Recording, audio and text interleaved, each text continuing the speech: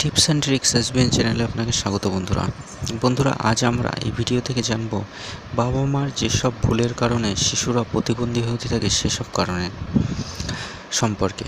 বন্ধুরা, বিস্তারিত আলোচনা করার আগে আমাদের ছোট্ট অনুরোধ, ভিডিওটিকে অবশ্যই শেষ পর্যন্ত দেখুন আর এমন ধরনের ভিডিও পেতে আমাদের চ্যানেলটিকে সাবস্ক্রাইব করে পাশের ঘন্টাটিকে বাজিয়ে দিন।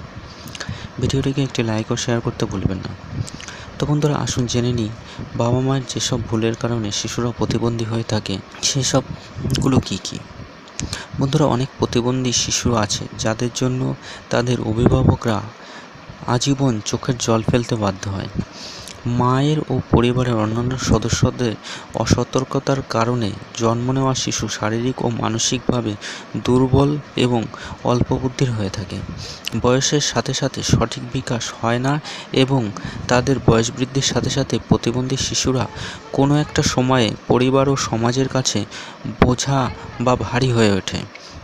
কিন্তু যদি একটু সতর্কতা হওয়া যায় আগে থেকেই, তাহলে এর নিয়মনীতি মেনে চলা হয়, তবে এই অভিশাপ থেকে শিশুরা মুক্তি পেতে পারে।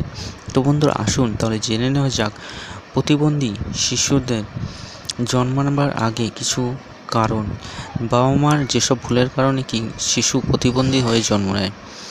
যেমন 1, গর্ভাবস্থায় যদি শিশুর মা ডাক্তারের পরামর্শ ছাড়াই কোনো রকম ওষুধ খেয়ে থাকে, তাহলে ওই শিশুর জন্য ক্ষতিকর হতে পারে।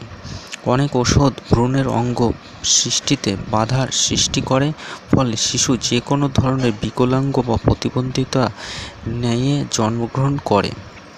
2, মা যদি গর্ভাবস্থায় ঘন ঘন খিঁচুনি রোগে আক্রান্ত হয়ে থাকে, তাহলে শিশুর অক্সিজেনের অভাব ঘটে এবং তার ফলে শিশুর মানসিক রোগে আক্রান্ত হয়।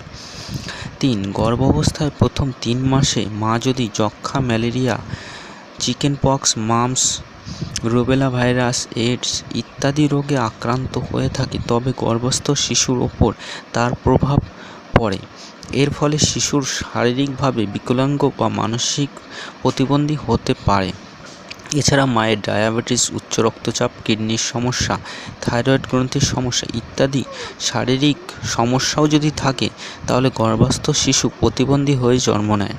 4, মায়ের বয়স যদি খুবই অল্প হয়ে থাকে কিংবা খুব বেশি হয়, তাহলে শিশুর জন্মের এই রকম ঝুঁকি থাকে। 5, শিশু জন্মের সময় যদি মাথায় জোরে আঘাত পেলে সেই শিশু হতে পারে প্রতিবন্ধী। শিশু ছোটোবেলায় পড়ে গিয়ে মাথায় আঘাত পেলেও এরকম সমস্যার সৃষ্টি হতে পারে। 6, মা যদি RH পজিটিভ আর বাবা যদি RH নেগেটিভ হয়ে থাকে, তাহলে গর্ভস্থ সন্তানের RH পজিটিভ বা নেগেটিভ হয়ে থাকে।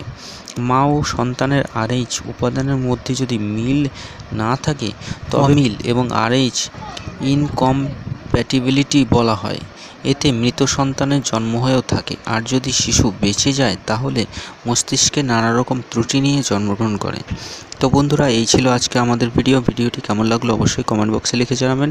ভিডিওটি শেষ পর্যন্ত দেখার জন্য অশেষ ধন্যবাদ। আপনি যদি এখন আমাদের চ্যানেলটিকে সাবস্ক্রাইব না করে থাকেন, তাহলে চ্যানেলটিকে সাবস্ক্রাইব করুন। ভিডিওটি শেষ পর্যন্ত দেখার জন্য অশেষ ধন্যবাদ। আপনার দিনটি শুভ হোক।